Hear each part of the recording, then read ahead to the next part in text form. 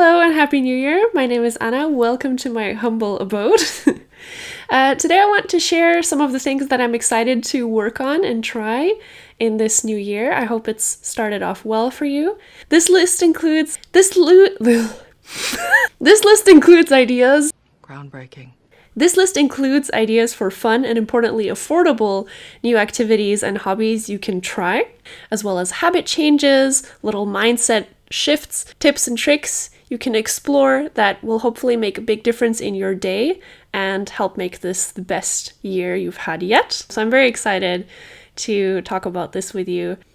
So this will be a little bit of a longer video. So yeah, go ahead and grab yourself a cup of tea and a snack and let's get started. Isn't this such a cute cup? Like, do you see the little kitties? They all have these big bug eyes. Okay. I hope that you will find these tips and tricks helpful and fun, and I would love to hear your ideas in the comments below as well. One of the most important things I had to learn last year was to accept being bad at something and being a beginner. I started university in October and I am doing Japanese studies. And so in the first 2 years, the main focus is on learning the language. And I've learned languages in the past. I speak German, for example. I also live in Germany. And that came much more naturally to me. But Japanese is a whole other level. And now I'm really struggling. And it's been quite humbling to have that moment of realizing it's not going to be as easy this time around. And but it's very fun. I think it's important to learn to love the process and not only focus on the end result and what you want to achieve, but rather find ways to make it fun and enjoy the journey instead of just only looking at the horizon. The second thing I really want to focus on this year is rediscovering my love of reading, which I've been doing for the past few months already, and I would like to continue into the new year. Find a book. So inspiring! Find a book! So difficult. I'm sorry, I'm not used to being on camera if you couldn't tell. Going off that, I want to mention that if you're the kind of person that buys a lot of books but never actually reads them, this year, maybe try reading the books that you already own. I have a huge amount of books that are very interesting and I'm very excited to read, but I haven't cracked their spines yet. Oh, that sounds bad. And on that note, if you don't have that many books, you could also go to a library. There's no need to spend a lot of money on books when you can get them for free. And at the library, not only can you borrow books, but at many libraries, you can also borrow sets of activities or even power tools or pans, cookware, baking pans, stuff like that. So there's lots of things you can try and completely for free or for the price of a library card. The next thing I want to do this year is to learn a new skill. I always find this very rewarding. So in the past, some things that I've tried are pole dancing, or maybe you could try yoga or a new sport, for example.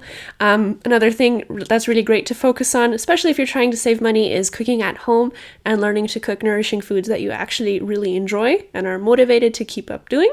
We are going through a global cost of living crisis right now, so I really want to try to make a lot of these tips with that in mind. So as I mentioned, cooking food at home is a great way to save money, but another thing you can do is use the internet. On YouTube, you can find a lot of videos teaching you how to do something very simple. Maybe it's a sports class or Pilates or yoga or something like that, but you can also learn to do simple origami crafts. If cooking is something you already do regularly, maybe try cooking with a new ingredient. Browse through the aisles in your grocery store and see if there's something exciting that you could pick up and try to make a new dish with. Learn a new language is a classic suggestion, but I think it's really, really great. And for me, there's almost nothing as rewarding as seeing a new word and actually understanding it for the first time. I remember when I moved to Germany, I got very excited about reading the sign for Bäckerei, like bakery, and it was such a joyful moment for me. I will never forget it when I understood for the first time what I had actually read. The next tip is wear sunscreen. And I find even in winter, it's a nice habit because it also smells like summer and it just makes me feel happy. It's easier to get back into the habit of wearing it in the summer if you are wearing it consistently in the winter. And that brings me to a tip I just learned from one of my favorite YouTubers, Better Ideas. I really enjoy his videos. He gives a lot of food for thought, and also all of his B-roll he makes himself. And as he is based in Vancouver, Canada, where I lived for 10 years, it's just really nostalgic seeing all of the streets and areas that I'm very familiar with. In his latest video, he talked about how if you want to implement a new positive habit in your life, that you should do it every day and not have it be on specific days, for example, working out on Monday, Wednesday, and Friday, but rather do a little bit every day. And I find this really helpful because in the past I've tried to exactly do that, plan out 3 bigger workouts 3 times a week, but I find it much more effective to just commit to, let's say, 10 minutes of yoga or just 10 minutes of Pilates or some exercise or even a 10-minute walk every day. Because doing it every day gives you the sense of well-being and a sense of accomplishment, even if it's something quite small, that carries you through and makes you more motivated to keep at it. And this brings me to the idea that you've definitely heard before, which is progress over perfection. This has been a really hard one for me personally to internalize, and I tend to be very perfectionistic, and that has led me to falling behind sometimes, for example, in my classes, because once I struggle with a certain class or with a certain topic, I tend to panic and just think that if I can't get it completely right, then there's no point in trying, which is a very self-sabotaging mindset. But as I said, I'm trying to now commit to doing just a little bit every day, even if it's only 30 minutes of homework, and I find that to be very helpful. The next thing I want to talk about is rediscovering your childlike wonder. For me, this is very important. I'm a very excitable person, and one thing that I have loved from my childhood is Harry Potter.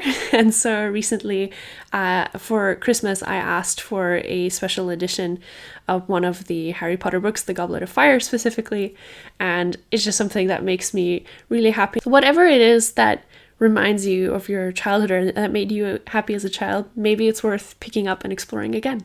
Moving on to give yourself permission to be weird. So I moved to Germany 6 years ago now, and I'm originally from the USA. And I didn't feel very American until I moved here, as I grew up in a very mixed family. But once I had lived in Germany for a while, I started to realize that culturally I was more American than I thought. And there are certain aspects of my personality and my openness and my extroversion that don't quite fit in here.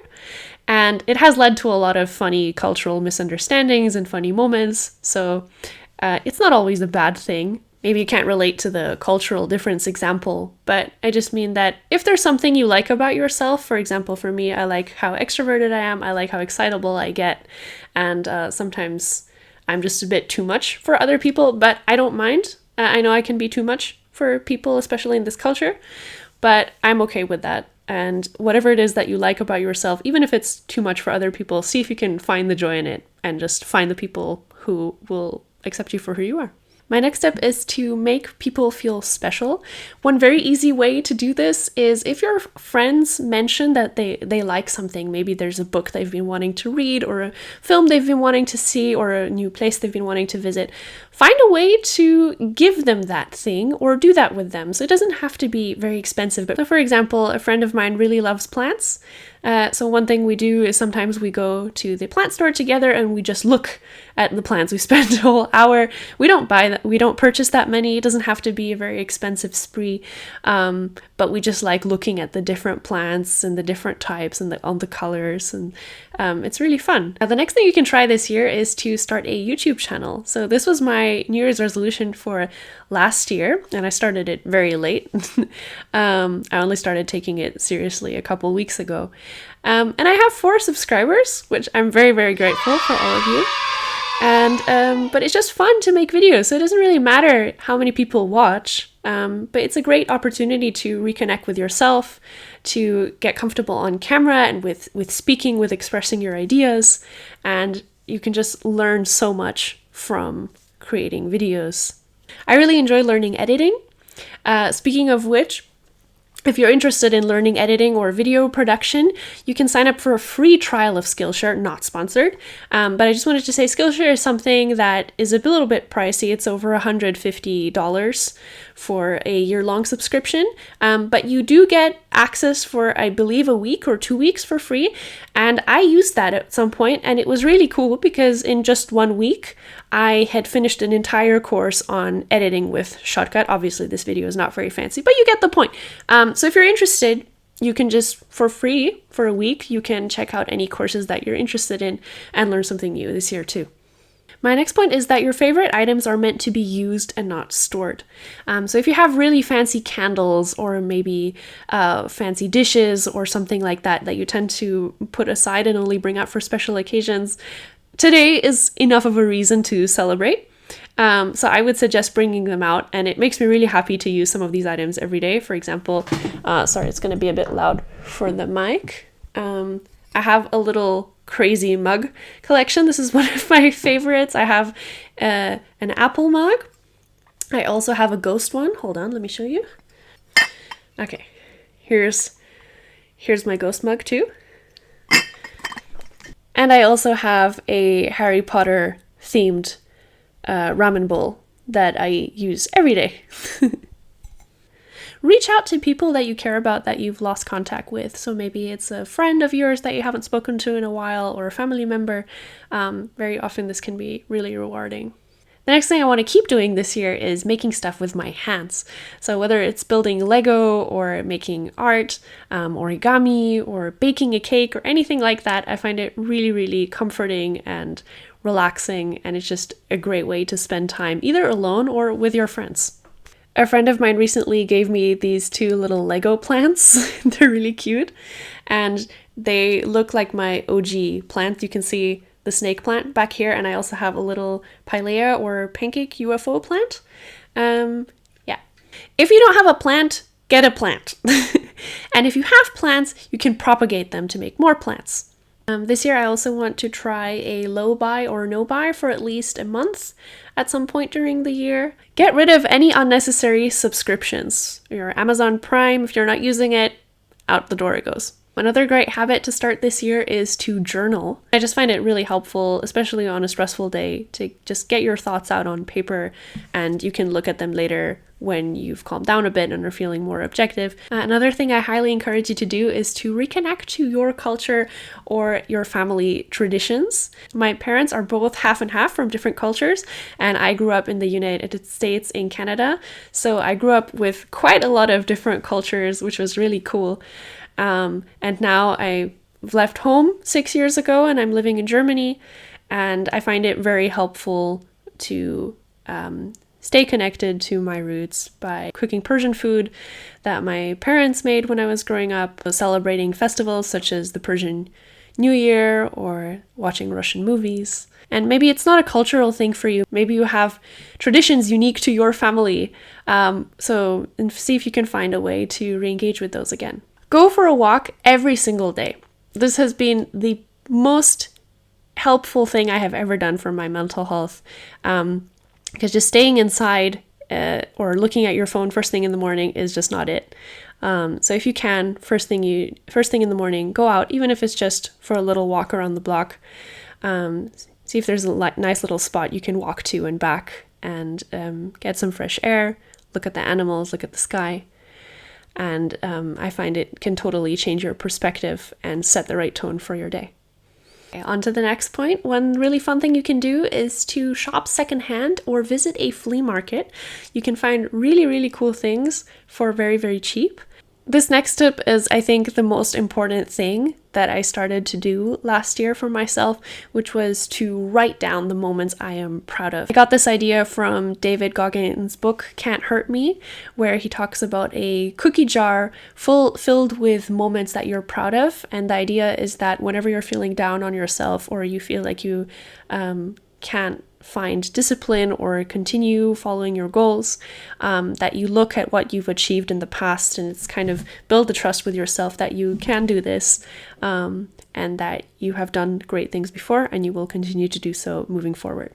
That brings me to recognize your failures not as something to be ashamed of, but as a springboard for learning and change. As I mentioned at the beginning of the video, it's very important to know how to be a beginner. Only by getting good at being bad at something can you actually make progress. Otherwise, if you get too perfectionist, it'll just completely hold you back and you'll never even be able to start on the things that you want to achieve. Another thing I found very helpful lately is to stop focusing on what I need to do or what I should do, and rather think about how good it will make me feel when I've actually finished this task.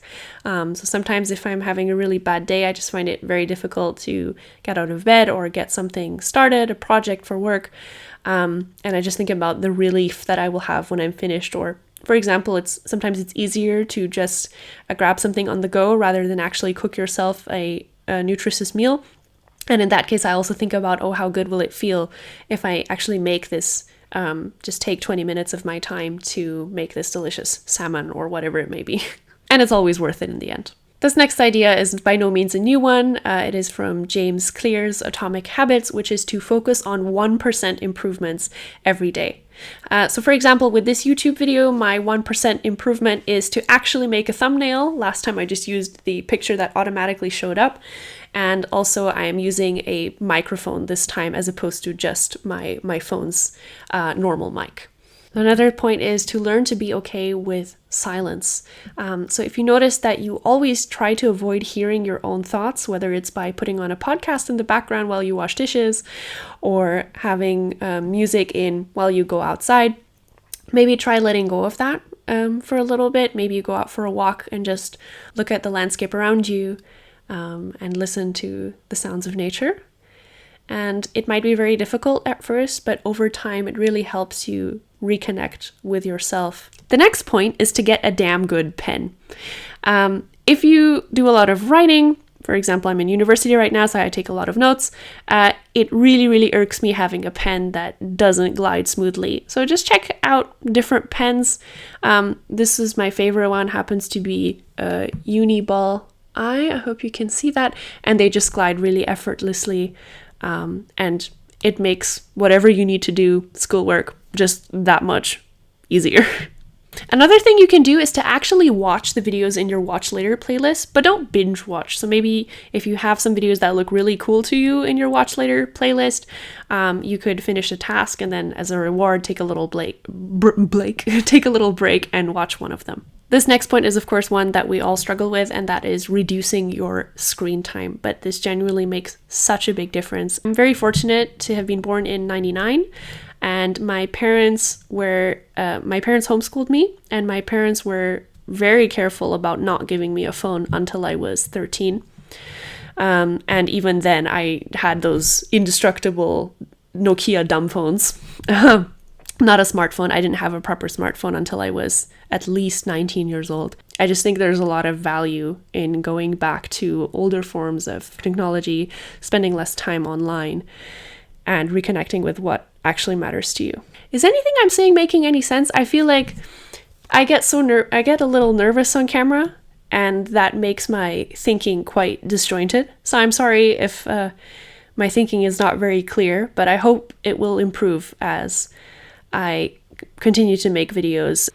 One thing you can do this year is to commit to learning something new every single day. I recently got an illustrated book about samurai history, and one thing I discovered in that book, which I had no idea of before, was that there were quite a few female samurai, and I found that really fascinating. Here's some photos so you can see.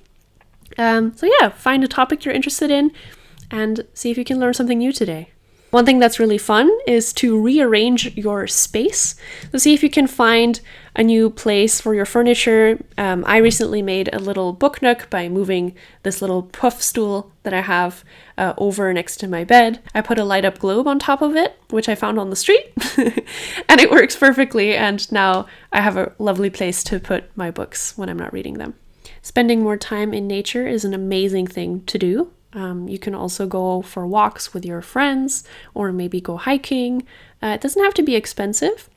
And that also brings me to my next point, which is find ways to travel even locally.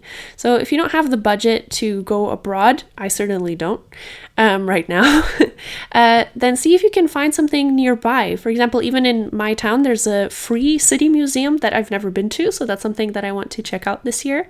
Or maybe you can go to the next town over and see what there is to see there, go for a hike, explore the woods near your home. There are always lots of options that don't necessarily have to cost a lot of money.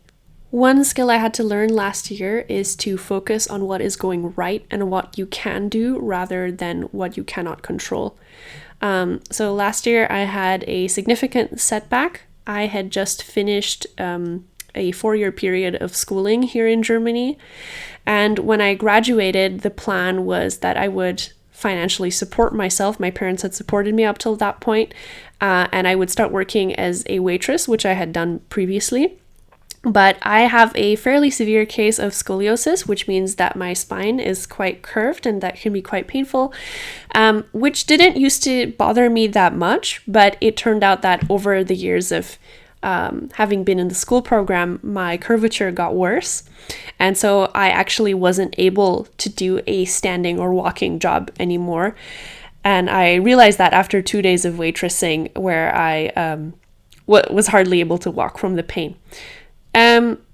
This was a not so fun moment, but it led to me pivoting and going for my dream of being self-employed with support of a very caring friend. This was quite difficult for me, and it created a lot of problems I hadn't seen coming, especially when it came to working and finances. But it also led me to change directions and continue with what I had originally wanted, which was to pursue self-employment as an English and German language tutor and also as a yoga teacher. So it hasn't been easy. It's not a perfect journey, and I'm very lucky to have had friends that have supported me along the way. But my point is that there's no point dwelling on what went wrong or what could have been different, and everything's going to be okay, I promise. My next point is figure out how you can serve others. So of course, if you don't have the capacity for this, if you're barely in survival mode right now, totally understand. But if you're able to, it can often really help to just do something nice for someone else, even if it's just a heartfelt compliment or sharing a meal with a friend. Is there something that you're good at that you can share? Is there a way you can help out a friend or just make someone's day, even if it's in the smallest way? Do something positive for your health every single day, whether that's going for a walk or journaling, whatever it may be. Even if it's just 5 minutes a day, it will make a big difference, trust me. If you tend to overspend on experiences like going out to eat, for example, if you tend to overspend on experiences such as going out to eat, notice how if you tend to do this too often, you actually lose the feeling of those things being special anymore. So see if you can let go of them for a time and enjoy them on special occasions, or maybe once a month, once every few months, and see if that actually makes your enjoyment of those things grow. My next tip is to actually make the recipes that you've been saving online. So often you probably save a post you see on Instagram with the really mouth-watering looking recipe and you actually never go back to it again. This time, maybe you try and make it. Another thing you can do is to take pictures of things that make you happy. And I find it really fun to take pictures of colorful things that catch my eye, or also of delicious food that I may have cooked, and it makes me really happy to look back on those things later. Of course, if you travel or if you spend time with your friends, also taking pictures of those memories for later. My next tip is to find a way to bring color into your space. Of course, if you tend to love beiges and neutrals, that's okay, you do you. But if you feel like your place is lacking a little bit of a spark, then maybe, for example, you can sort your bookshelf by color or add a few colorful pieces of decor. You can paint something yourself and put it on the wall. Just bring a little bit of joy and brightness into your space. Another idea is to do a photo shoot alone. Maybe you can think of a new outfit, put it together, and then find a nice place to take a few pictures on your own. You don't even need a tripod. You can prop up your phone against a rock or something and set a timer, and that's all you need. Another thing is to learn how to actually clean your home, and especially to figure out what works for you in helping you to keep your space tidy and clean. If this is something that you struggle with, I highly recommend this TED Talk. I'll make sure to link it below. And it's all about how to take care of your space, especially when you're depressed. So if that's something that you struggle with, highly recommend, and let me know if it works for you. Something you might forget to do all too often is to actually stop and take pride in your achievements. So I often find it very difficult to actually acknowledge and celebrate what I've achieved in the past year. So this could be just in your mind, or maybe you journal, grab a piece of paper, and just write down the things that you're really proud of yourself for this year. If you're overwhelmed by the number of items in your home, it might be time to declutter, to look through your items and see if there are some things that aren't serving you anymore. This also goes for relationships, friendships, and events in your life. If you're the kind of person who likes to stay home curled up with a good book when everybody else wants to go dancing on a Friday night, do it. And don't feel bad about it. This next tip is about food. And this was a really life-changing tip for me from Abbey Sharp, who is a dietitian here on YouTube. She talks about the hunger crushing combo, which is made up of proteins, fats, and fiber. And she talks about the importance of making sure you have all three of these components in each meal and each snack. And ever since I have implemented this advice into my diet, it has worked wonders. I feel a lot more energized, a lot more satisfied with my food. And it's not difficult. It's just 3 things to think about. So I highly recommend. And my final tip for today is to take a step, no matter how small, in the direction of your dreams today.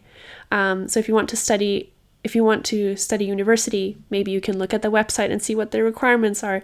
If you want to start a YouTube channel, maybe you can watch a video on the topic of how to get started, or maybe you can just film yourself for 10 minutes and post a video like this of just a talking head video without any fancy editing and see how that feels.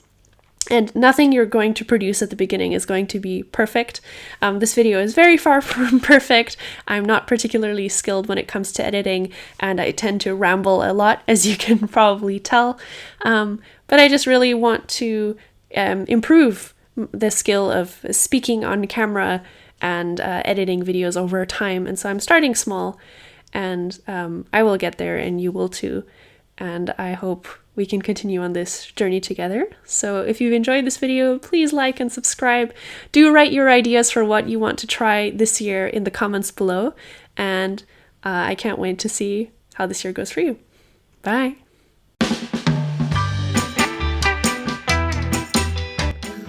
Tricks and trips here. Tips and tricks. Indeed.